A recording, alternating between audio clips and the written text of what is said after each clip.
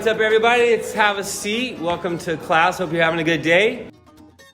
Man, this stinks. I just want to be out playing baseball right now. Hey, focus. You got to pay attention in class. I do have our senior night game tonight, though. I think I need to rest up. Hey, focus. Focus. Focus. It's 1, Baseball. 2, 3 strikes you're out at the old ball game.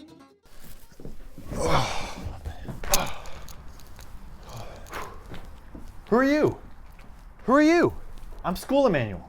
Well, I'm baseball Emmanuel. You're the one who's been distracting me in class. We need to focus on school. What we need to be focusing on is balling out and winning a state championship. Come on, not everything's about baseball. It is, and you know what? I'll prove it to you. Tell me about your school stuff, and I'll connect it back to baseball. You know what? I'll even make it more specific. I'll connect it back to the 5 tools of baseball. That means fielding, throwing, hitting for power, hitting for contact, and running. School stuff? You mean my CAP experience? Sure, whatever that is. CAP is a communication arts program, the interdisciplinary magnet program that I've been a part of in high school. It's all about journalism, performance, and public speaking. Definitely got the speaking part nailed down. Look, if I learned anything from my time in CAP, it would be that acting from a position of balance leads to the best results. There's some truth there. Why'd you say that? Well, like from the start, it's been all about balance. Freshman year, for example, I completed the National History Day project. I created a website analyzing the theme of triumph and tragedy about the 1951 firing of General Douglas MacArthur. We include a number of quotes, pictures, audio recordings, and more to support our thesis. The firing of General MacArthur was an unfortunate necessity that ultimately led to the stalemate with North Korea and prevented a potential Third World War. We named our website Old Soldiers Never Die, referencing General MacArthur's famous quote, "Those soldiers never die. They just fade away." When I first started my research on the topic, it didn't appear to be that complex. General MacArthur appeared to be a national hero who had been unreasonably discharged by the president. However, I quickly learned that that was not the case. During the Korean War, General MacArthur was nearly responsible for starting World War III when he urged the U.S. to use ultimate force to end the spread of communism. President Truman, who wanted to quickly achieve peace, relieved MacArthur when he refused to comply with his orders. By forcing myself to diligently explore and balance both sides of the topic, the triumph and the tragedy, and to expand my perspective about the reasoning behind the firing, my group presented the full picture, showing that somebody can be a hero without being untouchable. Yeah, I'm proud of that one. Anyways, how could you possibly connect that to baseball, Emmanuel? Oh, sorry. Well, this one's easy. Just like General MacArthur wanted to be out there dropping bombs, I want to be out here on the field hitting bombs. Come on, man. That's the best you got? Okay, look. I see this one like fielding, which is one of the 5 tools or necessary skills of baseball. I play first base, where I receive a lot of ground balls. The key to ground balls that you're always taught is to work low to high, meaning that you start with a low center of gravity and work your way up only as you're fielding the ground ball.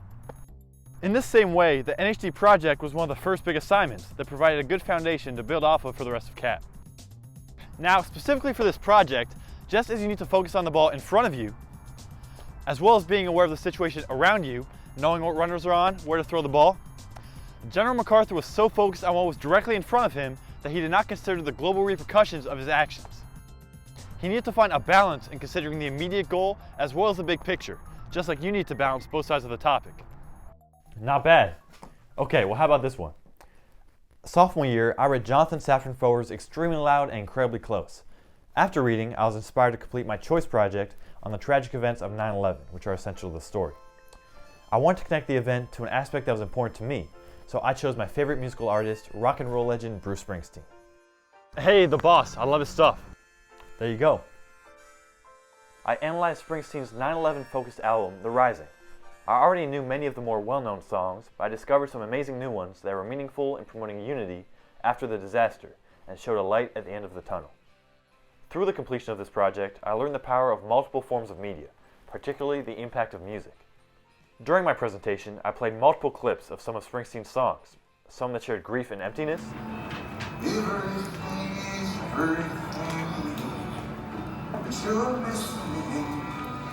Some that shared healing and rising.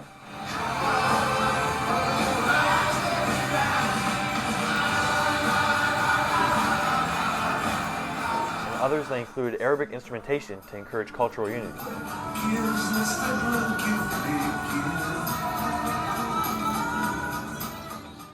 This balance between contrasting ideas showed that optimism can be found in the darkest places. Sounds to me like what you're balancing there is a balance of grief and healing. There's a similar dynamic in baseball, though clearly it is much less extreme than what you present in your choice project. When you play baseball, your throwing arm is much more fragile than you think. The throwing motion is an unnatural movement that causes pain and soreness in your elbow, tricep, and shoulder. I'm a pitcher, so the recovery process after throwing is essential. However, after big losses, such as against Sherwood in the playoffs in 9th and 11th grade, all I want to do is get back out there and practice throwing some more. However, the need for patience in individual recovery following an emotional event is just as important as the desire to get back out there and act. Don't strike out!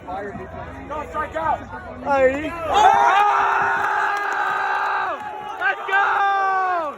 Let's go, Woo! Oh, well, let me tell you about my favorite project, the C-SPAN Stu and Cam documentary competition. Sophomore year, I joined forces with my CAP classmates Michael Dinkle and Liam Voles to participate in the competition. That year's prompt asked us what issue we most wanted the 2020 presidential candidates to address. My group chose to focus on the issue of homelessness, particularly the urgency of finding a permanent solution. From there, we did extensive research to gather all of the basic knowledge that we needed to complete the rest of our project. We then scheduled and completed interviews with social policy experts, as well as with former White House Chief of Staff Dennis McDonough. We also visited a homeless shelter in Silver Spring to understand the issue and the local action being taken from up close. Then, on New Year's Eve, we went down to DC to gather loads of B-roll.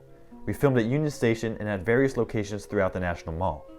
The most memorable part of this process was when we talked with a lady named Ma who was living on the streets.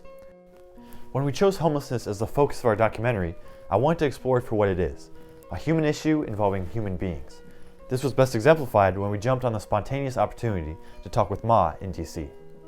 She told us things like, So for me to be able to sit here, talk to everybody, I'm doing something. I'm proud of me. which helped us understand the struggles and humble joys of living on the street. She also told us, Don't ask us what's wrong with us, ask us what happened to us. through the completion of this documentary, I was proud to be able to bring national awareness to this issue to which our country has become far too desensitized.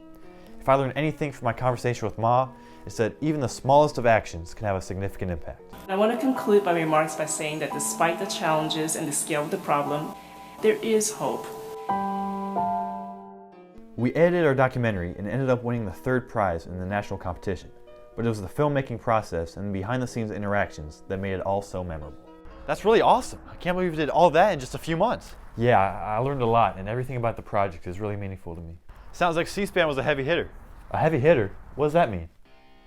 Well, as a hitter, you want to balance power with contact and consistency. Sometimes, however, you just say, let's go for it, and you hit for power. In baseball slang, this would be called a daddy hack, the baseball equivalent of going all or nothing. You tell yourself you're either going to miss the ball by 4 feet or hit the ball about 400 feet into the right field forest and wake up the wildlife. For the C-SPAN documentary, this was your big swing. You were swinging for the fences and went all in. In the end, it certainly paid off. Through taking many risks by contacting experts, exploring new areas, and interacting with new people, you were able to expand and redefine your comfort zone and apply a newfound confidence to your project. You put everything on your heavy hitter, and it worked out for the best. You know the next time you need to take a big swing, you can go all in. Thanks, Baseball Emmanuel. I really appreciate that. Don't thank me, that's all you. I'm just saying the facts. C-SPAN definitely was my favorite CAP activity, but can I tell you about my favorite extracurricular activity? Of course, go for it. Well, this might come as a surprise to you, but I actually run a local landscaping business in my community. You run a local business? No way. Yeah, with, once again, Liam Voles. I know him. Liam's a cool guy. What's the business? It's called Ian Lee Services. Took you a while to come up with that one, huh? All of 5 minutes. Anyways, Ian Lee Services is a local landscaping business that we've been running since the start of the pandemic. We wanted to make the best of the chaotic situation by being productive in some way, so we decided to start mowing lawns and washing cars around the neighborhood to make some money and keep us busy. We got all of the necessary equipment and sent out a message on the neighborhood listserv. What's up, guys? It's Ian Lee Services again. We're stacked. We immediately got some clients, and our business steadily grew through our hard work and the positive recommendations of our clients. We started working just about every day, doing a wide range of different jobs. We removed weeds, moved furniture, took care of cats, made dump runs, painted a shed, installed insulation, and much more. All of these things we had really never done before. We were able to be successful by being willing to improvise and take a chance on ourselves, our business, and building strong relationships throughout our community. This summer was particularly eye-opening as we worked for a wide range of people with various backgrounds, personalities, and stories to share. With COVID keeping people inside and isolated for so long, people were a lot more open to telling us more about their lives. I felt that I was making a difference beyond the yard work and car washing. I was making not just a physical difference in the clients' yards, but also an emotional difference with the clients themselves. I believe that Ian Lee Services has helped many of these people get through the pandemic, whether by preserving the cleanliness of their property, making a better space for their family, or simply having a conversation in a time when conversation can be hard to come by. Wow, that is amazing. Who would have thought that you guys would have made such a difference with your yard work business when it all started? Certainly not me. You guys hiring? We'll keep in touch. Sounds good. Hearing about Ian Lee Services definitely makes me think about the opposite end of the power versus contact and consistency situation. As a hitter, no matter how hard or far you can hit the ball, the most important thing is still to hit the ball hard consistently. Baseball is a game of failure, with a hitter who gets on 3 times out of 10 being successful. However, a hitter can still produce without getting a hit by earning a quality at bat, which is a hitting appearance that may not necessarily benefit you, but does benefit the team. And when something is not working, the hitter needs to make adjustments, whether in their mental or physical approach. This definitely seems to be the same mindset that you carried into running the business. You didn't have the safety net of being able to fail a job. You had to be consistent and properly do your job every single time that you went out to work. So whether it's baseball, landscaping, or cap, it's all about balancing that power. Consistency, consistency, consistency. Boom, there you go. You got one more project for me? Definitely. This one is a school activity, but more a result of my CAP experience than part of it. Since sophomore year, I have been a member of Blair Network Communications, or BNC, the program at Blair that produces the school news show InfoFlow and runs the documentary program Silverlands. I was initially part of the PAX department, which makes pre-made videos that air on InfoFlow, and I drifted primarily in the direction of covering Blair sports games. By the end of the year, I was also participating in the studio department as an anchor on the show. For my junior year, I was selected to be on the executive team as co-head of PAX. Now, as a senior, I'm co-executive producer of BNC, managing a more than 65-person staff, 5 departments, and 3 pieces of content. Throughout my time in BNC, it has become an increasingly important part of my life as I have moved through the ranks of the program. My leadership positions in particular have been essential to my development both academically and socially. I have created strong relationships with students, teachers, counselors, administrators, and coaches around the school through my work with the program, and I'm always looking for ways to improve the show and build a stronger bond with the Blair community. For BNC, I'm Emmanuel Kraft. Love it, man. Well, hey, this one definitely connects to baseball. In baseball, the ultimate goal is to score as many runs as possible, which means that one player runs around all 4 bases. Once you get on base, you have 2 options for how to advance. You either take the risk of stealing a base during the pitch, or you wait until your teammate hits the ball into play to move to the next bat. Yeah, baby! Yeah, baby! Yeah, baby! Yeah, baby! Hell yeah! This balance between working individually and as a team is certainly representative of your BNC experience. You've learned through your roles in BNC that sometimes progress is best obtained through individual commitment and determination, but that often you must rely on others to move you and the team forward. This leads to great team building, which is the same mindset that I try to encourage as team captain for baseball. You're team captain? Of course, bro. Have been since sophomore year. Come on now. You'll have to tell me all about it. And you might be right. Maybe a lot of things do relate back to baseball. I told you. And just like you need to strengthen and balance all 5 tools of baseball to be a successful player, combining all of the skills that you have acquired in CAP will make you a more knowledgeable and successful student. You ready to finish that class project? Only if you're ready to win that big time game tonight. Always. Come on now. Let's go hit it out of the park. There you go. Peace out, Cap.